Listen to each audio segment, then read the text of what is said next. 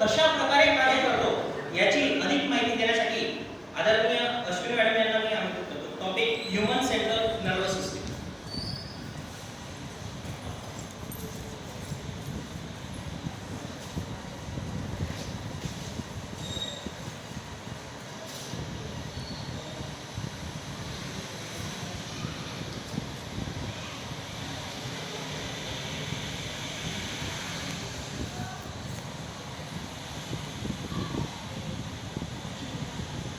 Secretary of Chopra Education Society and founder of our STEM Forum, Honorable Taisai, HM of our school, respected Gujarati sir, Assistant HM, respected Madhuri Patil madam, Vice Principal of Junior College, respected Shelar sir, respected supervisors, Nagpure sir, all STEM Forum respected members and all my dear students.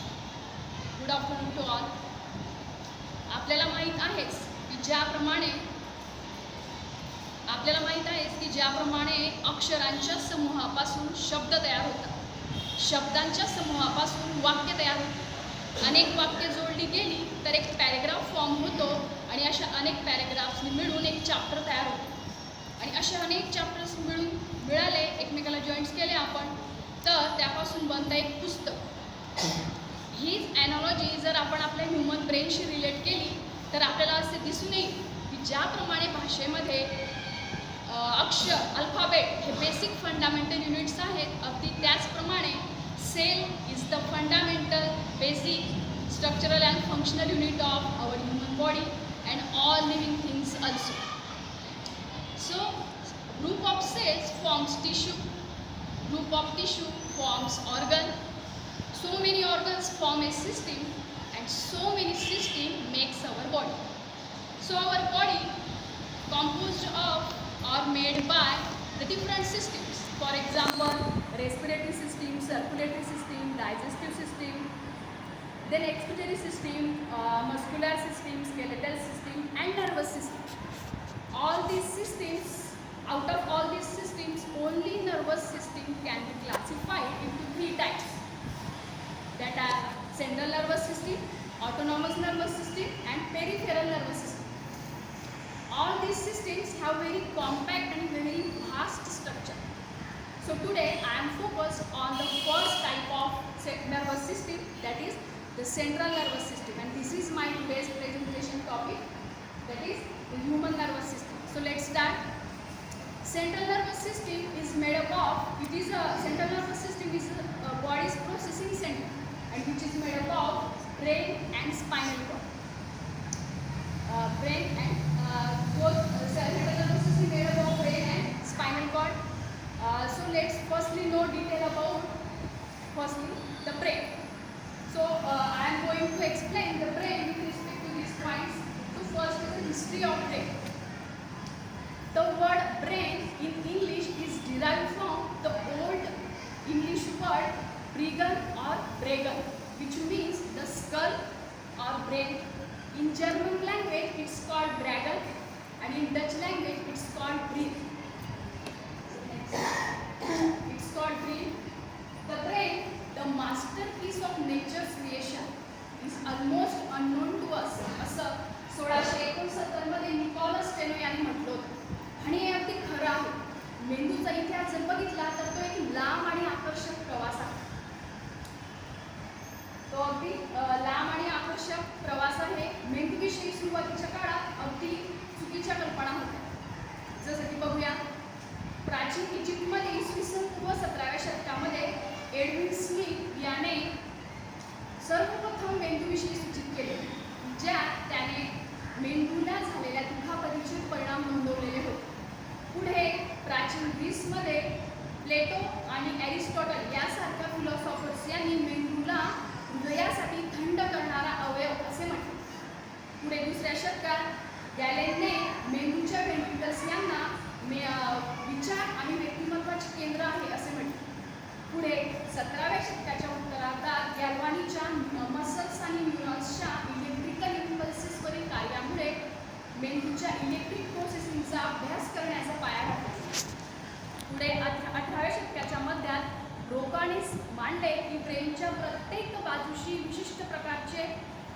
संबंधित आहे.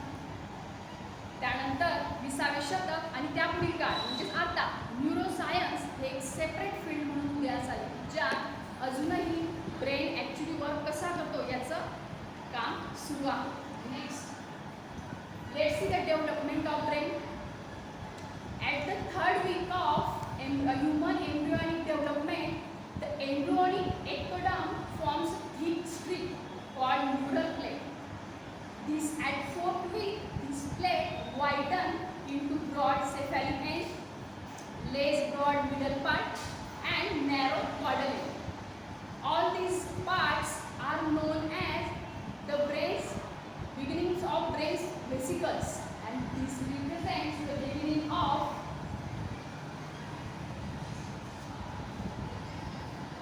the mesencephalon, forebrain that is prosencephalon, then midbrain that is mesencephalon, and hindbrain that is rhombencephalon. The cells at cephalic end gives rise to brain, and cells at caudal end gives rise to spinal cord.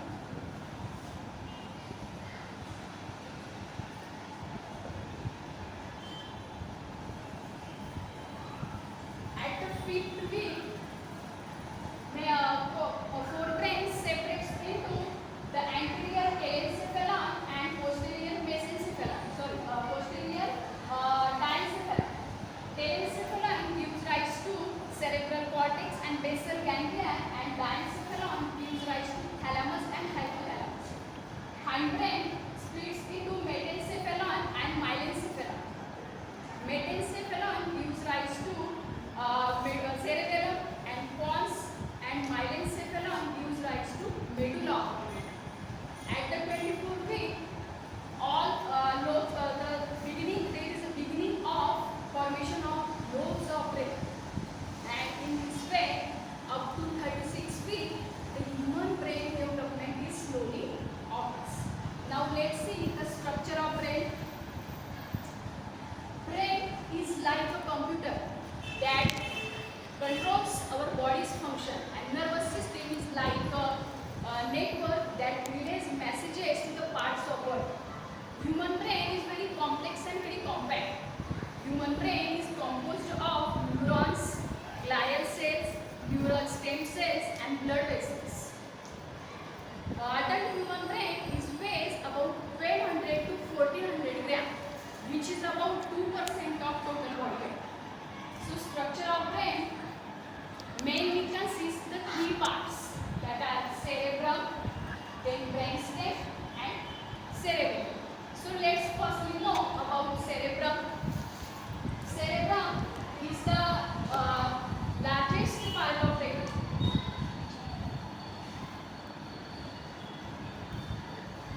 Cerebrum is the largest part of brain,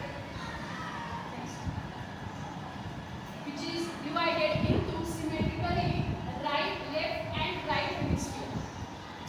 Each hemisphere has inner core of white matter, which is composed of axons, and outer gray matter, which is composed of nerve cells and blood vessels. Each hemisphere of cerebrum is conventionally divided into four lobes, that are frontal lobe, parietal lobe, occipital lobe, and temporal lobe, and which are the name according to the bones of skull that lie there. So let's see one by one. Each lobe of cerebrum is associated with the specific functions.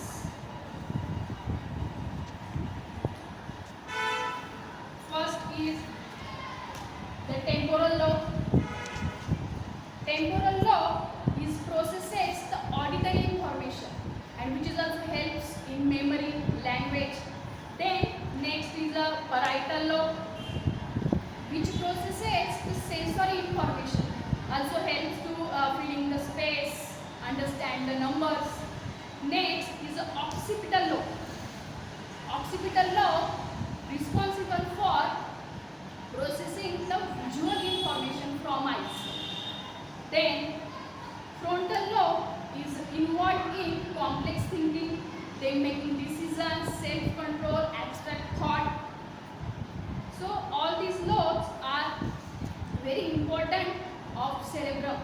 functions most of the vital and important functions of our body.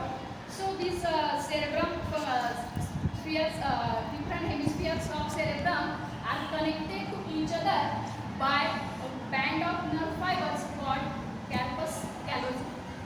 Cerebrum consists the ventricles, which includes the cerebrospinal fluid, where cerebrospinal fluid is circulated and produced.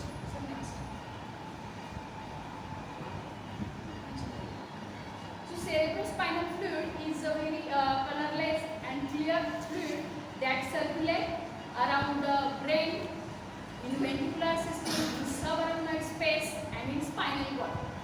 At a time, about 150 ml cerebrospinal fluid is produced, circulated, absorbed, and reflects once after 5 to 6 hours. Now, let's see the structure of brainstem. Brainstem is lies beneath the cerebrum. Brainstem lies beneath the cerebrum, which is composed of midbrain, pons, and medulla oblongata. Brainstem lies lower part of skull, which is resting on clivus and ends at foramen magnum. Brainstem consists the midbrain. Midbrain is the uppermost part of brainstem. Pons is the middle, and medulla oblongata is the lowermost part of brainstem. Brainstem having also internal systematic arrangement into lamina. So overall, brainstem acts as a critical bridge between the brain and parts of body, that ensuring the proper functioning of our many vital processes. Next. Now, next is the cerebellum.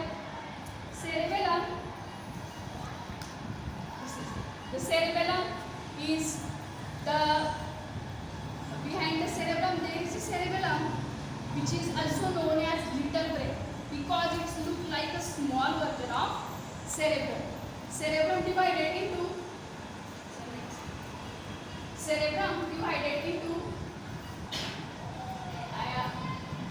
anterior lobe, posterior lobe, and frontotemporal lobe.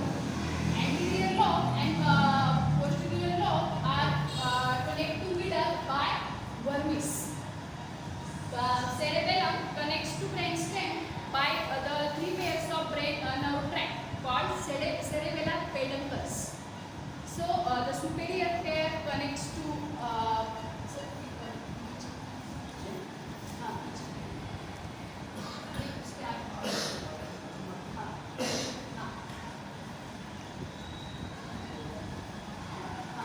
the superior pair connects to midbrain, then middle pair connects to pons, and inferior pair connects to medulla. Cerebrum, then cerebellum, brainstem, and spinal cord are covered by 3 membranes called meninges. All these membranes are tough dura mater, then internal pia mater, and middle the arachnoid matter. There is a space between arachnoid matter and pia mater where cerebrospinal fluid is produced. So next. Now let's see the physiology of brain. Brain activity is due to possible by the interconnections of neurons that are linked together to reach their target organs.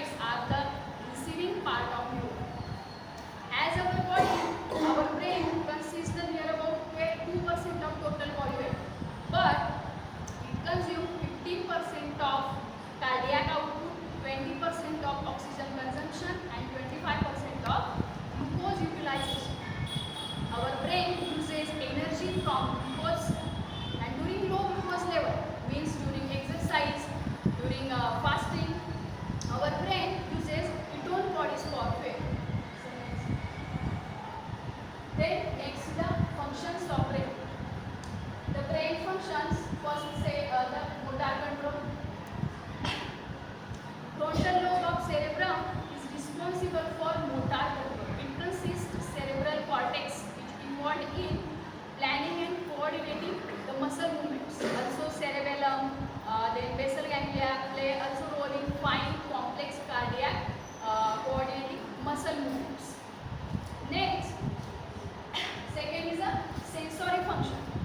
The brain receives and interprets the information from senses like the vision, then hearing, smell, then touch, taste. Then brain receives the information from skin about the temperature, regulation, touch, vibration, pain. From joint, brain receives the information about joint positions. The vision is generated by the complex vision is generated by the light that hits the retina of eye. The photoreceptors in retina on retina which transmits the sensory information into nerve electrical signal which passes through facial nerve into brainstem. Now vision then smell is generated by the receptor cells and the information passes to the brainstem and the nerve. Then next, regulation. The functions of brain also includes the regulation or rhythmic control of heart rate and rate of breathing. Okay, and which is involved mainly by medulla and pons. Now next is the language. Language is processing from the frontal lobe, and left frontal lobe is dominant for language. Next is the lateralization.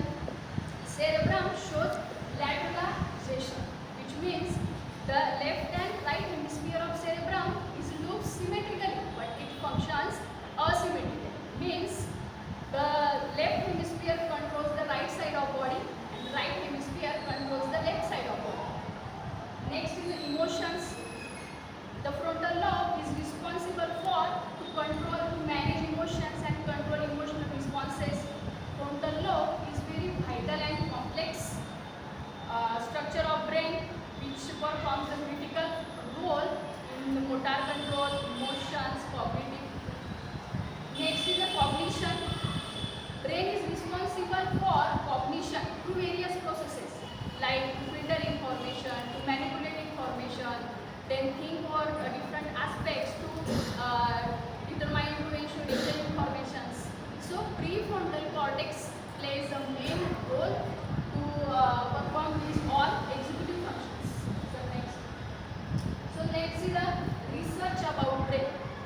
Brain is not fully understood and research is ongoing. The neuroscientists and researchers works how brain actually works. So the information about the structure and function of brain comes from the variety of experiments that involves human and animals also.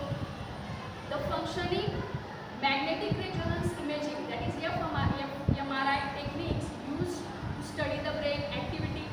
Then bioinformatics is the science that studies the databases, creations, computational statistical techniques which used to study of brain. So and specifically in gene and protein expression, when there is a long term of use of alcohol, when there is an alternation of gene which shows gene expression in brain. So next is a clinical significance. First is injury. Injury to brain is occurred by various ways, such as during sport, after a fall, or during accident, can cause long-term damage to brain. So during injury in brain, there is a bleeding in brain, which causes the shrinking or compressing the brain tissues, and there is a loss of blood supply. Now next is the diseases. Brain is infected by the infections like bacteria,